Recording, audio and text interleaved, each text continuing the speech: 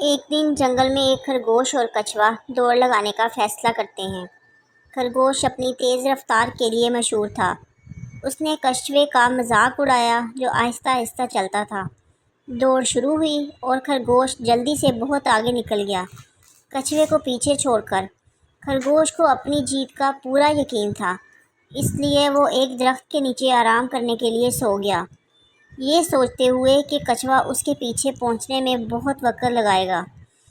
دوسری طرف کچھوا اپنی سست رفتار کے باوجود مسلسل آگے بڑھتا رہا اور کبھی رکا نہیں۔ جب خرگوش گہری نیند میں تھا، کچھوا اپنی مستقل مزاجی سے چلتا رہا اور آخر کار سوئے ہوئے خرگوش کو پیچھے چھوڑ دیا۔ جب خرگوش کی آنکھ کھلی تو کچھوا تقریباً جیتنے والا تھا۔ خرگوش نے تیزی سے دوڑنے کی کوشش کی لیکن کچھوا پہلے ہی فنش لائن عبور کر چکا تھا۔ سبق: مستقل مزاجی اور عزم خود اعتمادی اور سستی سے زیادہ قیمتی ہیں۔